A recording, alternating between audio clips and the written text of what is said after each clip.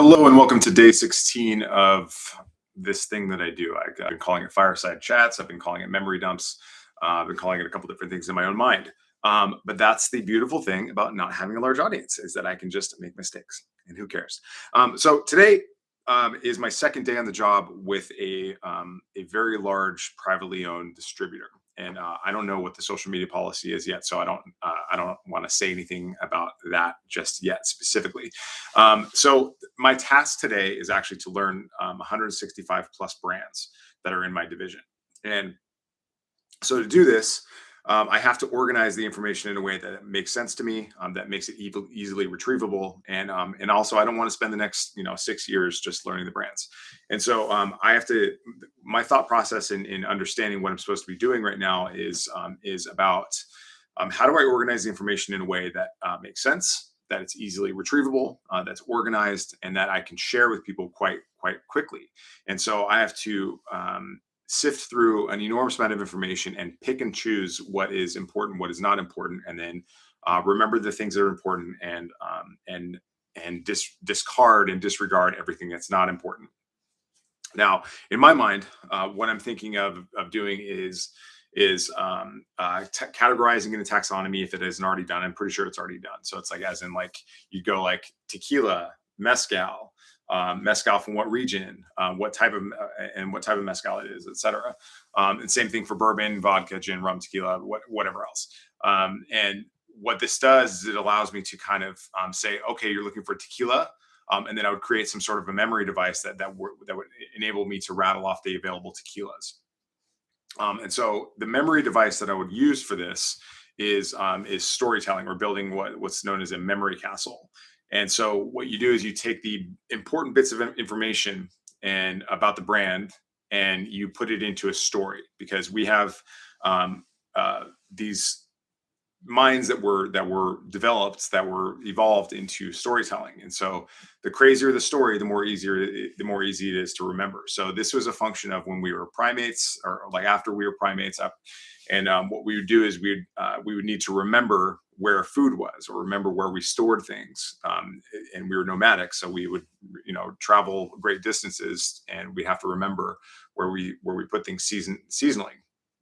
So when it comes back to remembering 165 brands, the first thing I would do is probably figure out a way to remember those 165 brands, and what category it was, maybe even a price point. And so I'm just off the top of my head, I would have to write this down. I'm not really good at this, but the people that are really good at this, like the memory champions, they can remember tens of thousands of bits of information. They can remember pi to 1,000 digits. They can do incredible things, because nobody's been able to test the limit of our memory of what our minds can do. And so what I would like to do is use this opportunity to use the memory castle to learn not only about the brands individually, but also all the brands, all the bourbons, all the vodkas, all the gins, all the rums, and having that quick recall. This is a perfect way to use this technique, and I've just been too lazy to do it because I haven't had to remember large volumes of information before.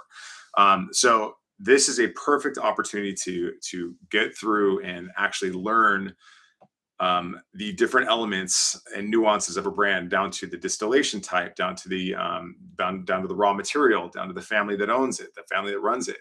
But if you can organize these into a story, then it's much easier to remember.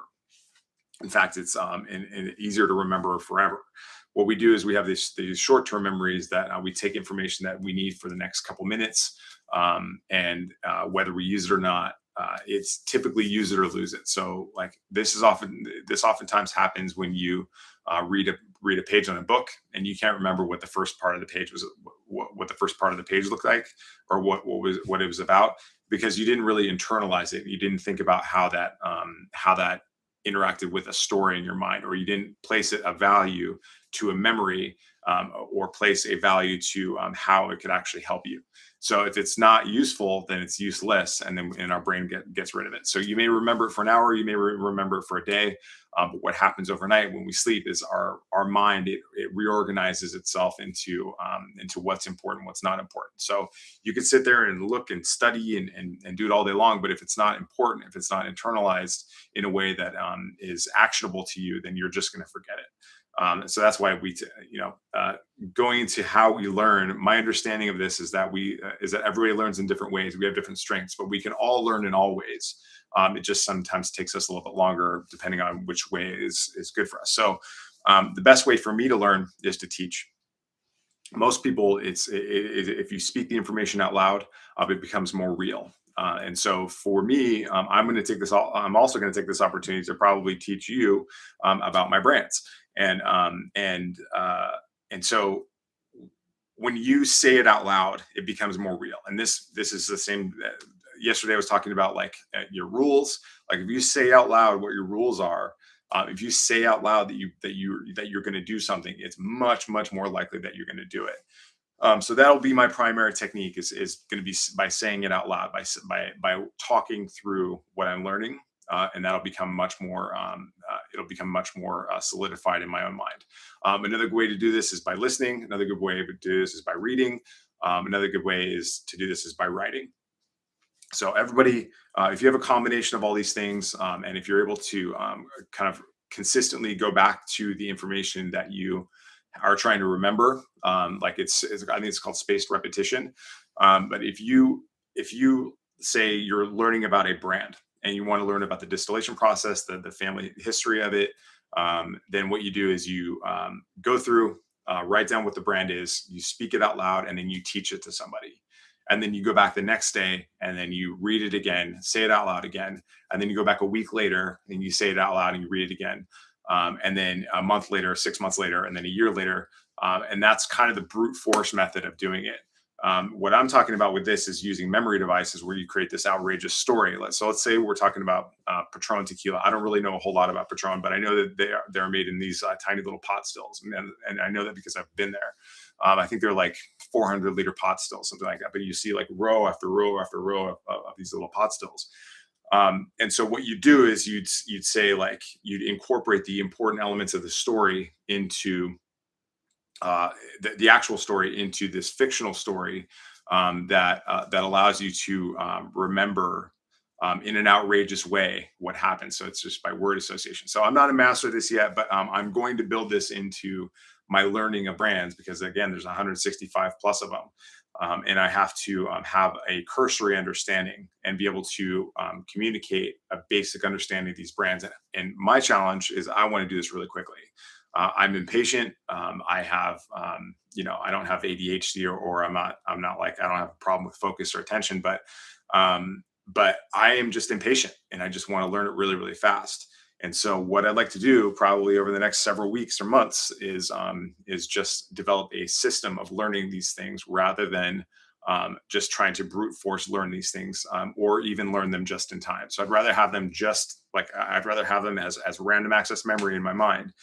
We have great processors, but terrible hard drives. So we're able to process and understand a lot of different things. We're able to switch back and forth very quickly. But as far as remembering things, we're only going to remember things that are like pretty much vital to our survival, or as much as that as we perceive we are.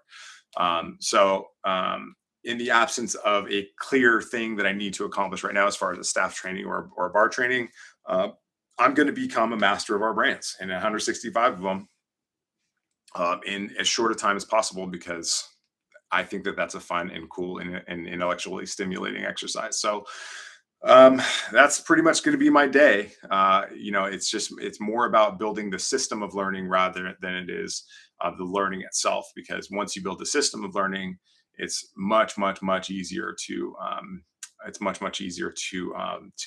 store, retain, process, and convey a lot of information. Again, like we have not reached our capability of understanding how much we are able to learn in any given day. So I'm kind of excited about that.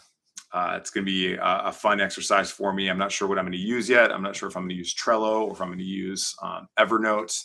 I'm going to see what my team is already using. And then I'm going to create a taxonomy and a lexicon of how to organize that information based on what kind of account it would be appropriate in, what the price point is, like whether it's in the low 20s, high 20s, or if it's in the $100 bottle kind of thing.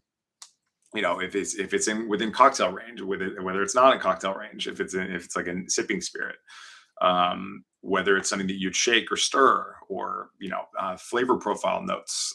You can tag all these elements, not only in things like Evernote, but you can also do it in in um, in your mind. So that's the kind of thing that excites me right now, and that's kind of what I'm going to work on. So I'll let you know how it goes tomorrow. Thanks. See ya.